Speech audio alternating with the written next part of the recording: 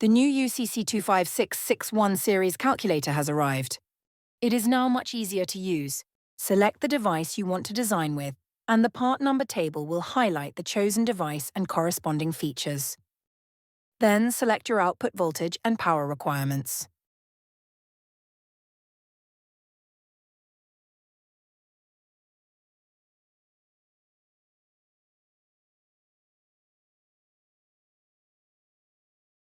Then confirm your input voltage range and finally your nominal resonant frequency.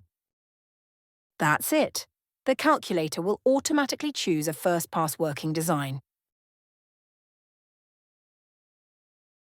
Occasionally, depending on the order of events, it may not update a few values, but the recommendations on how to correct are there.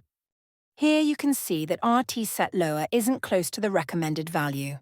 Here you can overwrite the field in blue with the recommended value.